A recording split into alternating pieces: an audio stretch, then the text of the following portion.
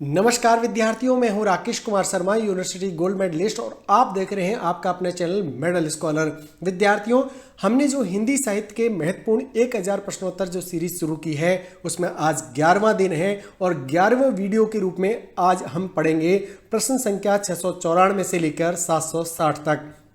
विद्यार्थियों, मुझे आशा है आपने बाकी वीडियोस देख लिए होंगे और उनको बार बार रिपीट करने से होगा ये विद्यार्थियों कि 1000 प्रश्न जब आपके पूरी तरह तैयार होंगे तो यकीन मानिए उसमें से एग्जाम में अधिकतर प्रश्न आपके फंसेंगे।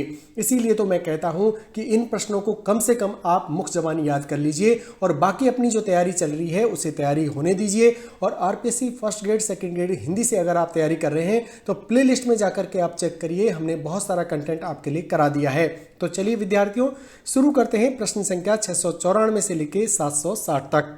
विद्यार्थियों, 694 वाला प्रश्न है, कवितावली के रचयिता का नाम लिखिए। तो कवितावली के रचयिता है तुलसीदास, और ये प्रश्न पूछा जाता है क्योंकि ये प्रश्न हमको लगता है कि कवितावली तुलसीदास की रचना नहीं है, लेकिन तुलसीदास ने ही रची है। 695 भ्रमर गीत के रचनाकार का नाम पूछा है तो सूरदास जी है। और 696 तुलसीदास ने किस महाकाव्य की रचना की है तो रामचरितमानस की। याद रखिएगा, रामायण जो है वो वाल्मीकि की है, यहाँ पर रामचरितमानस है, इसीलिए तुलसीदास के राम जुड़ा है। शुद्धाद्वैतवाद का संबंध हिंदी साहित्य की किस धारा से है तो कृष्ण भक्ति शाखा यानी वल्लभाचार्य से है। राम भक्ति काल पर किस दर्शन का प्रभाव पड़ा है? विशिष्ट द्वैतवाद का प्रभाव पड़ा है। विद्यार्थियों, यहाँ पर आप याद रखिएगा, शुद्धाद्वैतवाद जो है वो कृष्ण भक्ति शाखा वल्लभाचार्य से जोड़ा है और राम भक्ति काल का जो दर्शन का प्रभाव है वो विशिष्ट द्वैतवाद पर है यानी रामानुजाचार्य पर है। 699 प्रश्न है, पुरुष प्रधान सामंती परंपरा को किस मध्ययुगीन कवित्री ने चुनौती दी थी तो मीराबाई ने चुनौती दी थी। 700वां प्रश्न है, आचार्य रामचंद्र शुक्ल के उत्तर मध्यकाल को किस नाम दिया है तो रीतिकाल यानी आचार्य रामचंद्र शुक्ल ने आप याद रखिएगा कि उत्तर मध्यकाल जो था उसको नाम दिया था रीतिकाल। इसी तरह 701 प्रश्न है, रीतिकाल को काव्य की दृष्टि से कितने भागों में बांटा गया है? 3 भागों में बांटा गया है काव्य की दृष्टि से। और 702 प्रश्न, रीति सिद्धि काव्यधारा के प्रमुख कवि कौन है तो बिहारी जी हैं। 703 रीतिकाल के किस कवि ने वीर रस प्रधान रचनाएं की हैं तो भूषण ने। 704 घनानंद किस काव्यधारा के कवि हैं तो बिहारी काव्यधारा के कवि हैं घनानंद। 705 बादल को घिरते देखा है कविता के रचयिता का नाम लिखिए तो नागार्जुन है, बादल को घिरते देखा है। विश्वास बढ़ता ही गया कविता किसने लिखी है? शिवमंगल सिंह सुमन ने लिखी है। सबरी नामक कृति के रचयिता कौन है तो जगदीश गुप्त हैं। हिंदी का प्रतिनिधि गजलकार किसे माना जाता है तो दुष्यंत कुमार को माना जाता है। बहुत बार ये प्रश्न रिपीट हुआ है और ये एग्जाम्स का फेवरेट प्रश्न है। संसद से सड़क तक काव्य के संग्रह को किसने लिखा है तो धूमिल का है संसद से सड़क तक। आंगन के पार द्वार काव्य संग्रह को किस कवि ने लिखा है? अज्ञे जी ने। अंधेरे में कविता का रचनाकार कौन है? मुक्ति बोध है। चांद का मुंह टेढ़ा है काव्य संग्रह के कवि कौन है? मुक्ति बोध यानी गजानन माधव मुक्ति बोध हैं।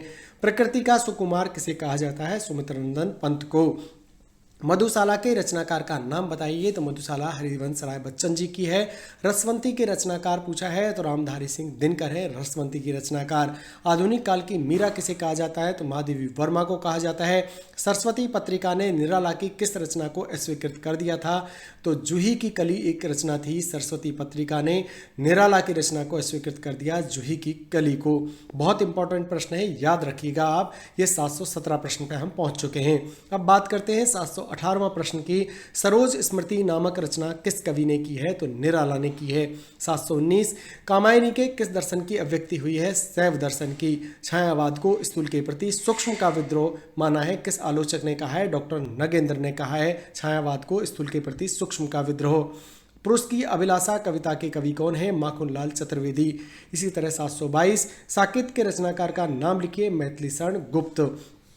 723 आधुनिक काल में लिखा गया खड़ी बोली का प्रथम महाकाव्य कौन सा है? प्रिय प्रवास है।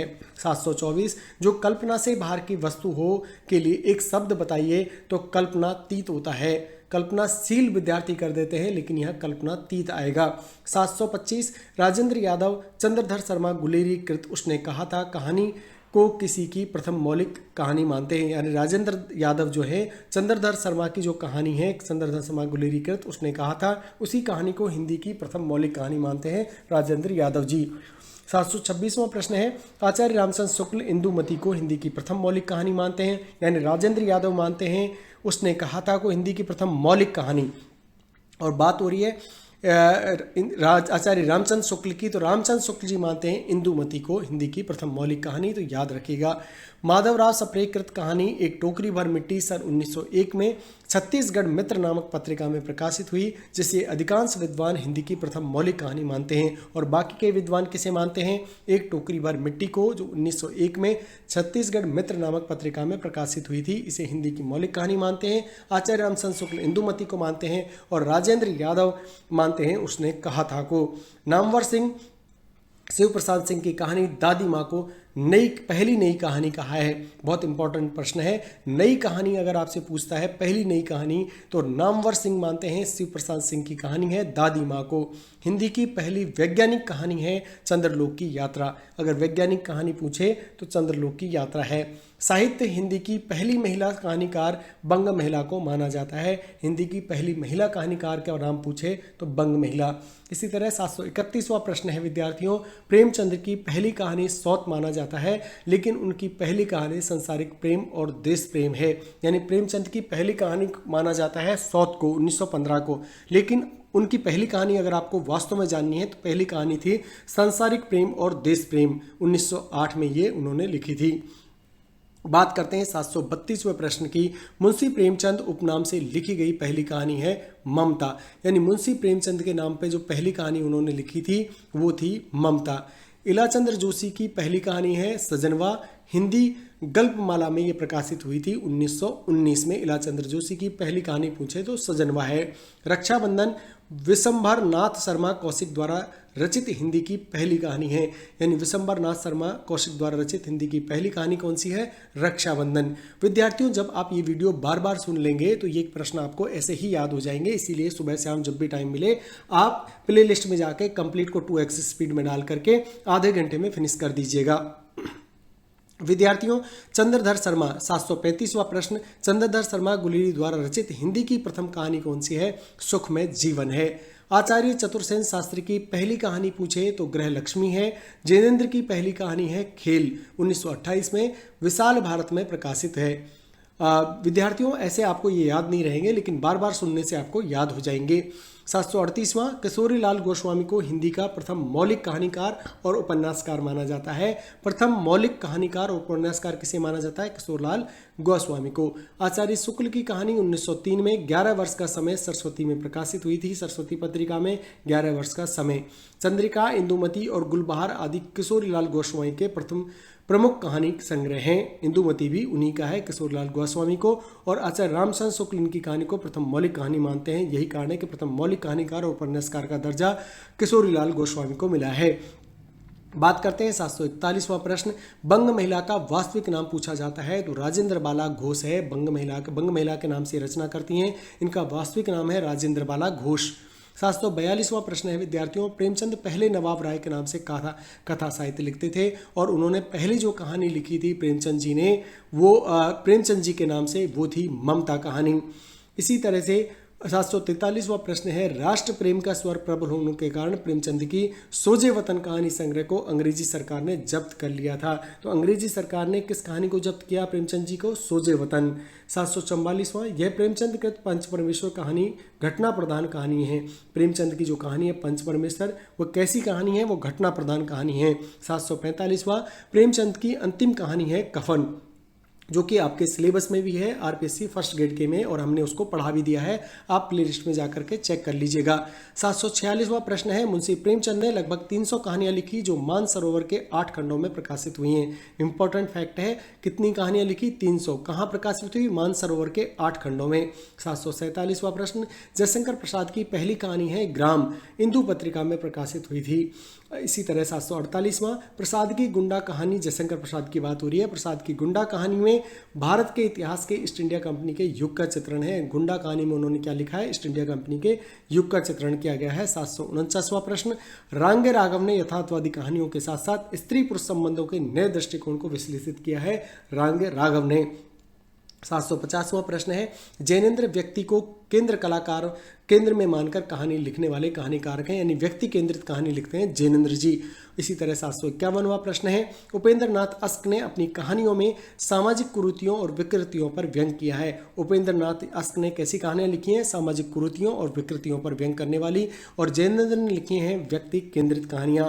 इसी तरह 752वां प्रश्न, मुस्लिम पात्रों को केंद्र में रखकर सर्वाधिक कहानी लिखने वाले प्रेमचंद यशपाल जी हैं। याद रखिएगा, मुस्लिम पात्रों को केंद्र में रखकर सर्वाधिक कहानी लिखने वाले हैं यशपाल जी। 753वां प्रश्न है, नई कहानी की शुरुआत निर्मल वर्मा के परिंदे से मानी जाती है, यानी जब नई कहानी युग है उसका शुरुआत मानी जाती है निर्मल वर्मा के परिंदे कहानी से। इसी तरह 754वां प्रश्न देखते हैं, हिंदी साहित्य में नई कहानी आंदोलन के जनक कहानीकार कौन है? मोहन राकेश, राजेंद्र यादव और कमलेश्वर, यानी नई कहानी के जनक कहानीकार माने जाते हैं मोहन राकेश, राजेंद्र यादव और कमलेश्वर को। 755वां प्रश्न है, कहानी आंदोलन के बाद सचेतन कहानी के प्रवर्तन कहानीकार कौन है? महिप सिंह, यानी कहानी आंदोलन हुआ था उसमें सचेतन कहानी के प्रवर्तक अगर आपसे पूछा जाता है तो महिप सिंह जी हैं सचेतन कहानी के प्रवर्तक। इसी तरह 756वां प्रश्न है, सहज कहानी के बाद समानांतर कहानी के आंदोलन को किसने चलाया? तो कमलेश्वर ने चलाया। विद्यार्थियों, बात करते हैं 756वें प्रश्न की, सहज कहानी के बाद समानांतर कहानी के आंदोलन को चलाया, हमने देख लिया कमलेश्वर। अब बात करते हैं 757वां प्रश्न, कमल जोशी कृत जीवन चक्र अछूतों की समस्या, भूमि सुधार, कृषि आंदोलन, वर्तमान शिक्षा की उदासीनता यानी उद्देश्यहीनता को, नैतिक अधपतन आदि प्रश्नों को लेकर लिखी गई कहानी है, यानी कमलेश जोशी द्वारा लिखी गई कहानी है जीवन चक्र, उस पर प्रकाश डाला है कि अछूतों की समस्या पर यह कहानी लिखी गई है। इसी तरह 758वां प्रश्न है विद्यार्थियों, रांगे राघव कृत गदल राजस्थानी परिवेश में प्रेम की निगूढ़ अभिव्यक्ति की दृष्टि से हिंदी की उल्लेखनीय कहानी है। यह प्रश्न आरपीएससी में छपेगा। विद्यार्थियों, याद कर लीजिए इस प्रश्न को कि रांगे राघव की जो एक कहानी है गदल, ये कहानी राजस्थानी परिवेश पर लिखी गई कहानी है और प्रेम की निगूढ़ अभिव्यक्ति की दृष्टि में रख करके ये लिखी गई कहानी है रांगे राघव कृत गदल। इसी तरह 759वां प्रश्न है, कमलेश्वर की कहानी भटके हुए लोग भारत विभाजन की पृष्ठभूमि में शरणार्थी से संबंधित कहानी है, यानी भटके हुए लोग में कमलेश्वर की कहानी है। पहले तो ये प्रश्न बन सकता है, और ये किस विषय पर है? भारत विभाजन की पृष्ठभूमि पर। और आज का सबसे अंतिम प्रश्न 760वां प्रश्न है विद्यार्थियों, उषा प्रियवंदा द्वारा लिखित वापसी कहानी में दर्शाया गया है कि सेवानिवृत्त होकर व्यक्ति किस तरह अपने परिवार में फालतू हो जाता है, यानी उसकी कदर नहीं रहती। उषा प्रियवंदा द्वारा लिखित है कहानी वापसी। तो इस तरह से आज हमने देखे 694 से लेकर के 760 तक के प्रश्न। विद्यार्थियों, आपको सीरीज पसंद आ रही होगी, और जो विद्यार्थी आज पहली बार जुड़े हैं उन्हें मैं बता दूं कि बहुत सारे आपको फायदे हो सकते हैं मेडल स्कॉलर को सब्सक्राइब करने के। तो चलिए देख लेते हैं कुछ फायदे क्या क्या आपको मिलने वाले हैं।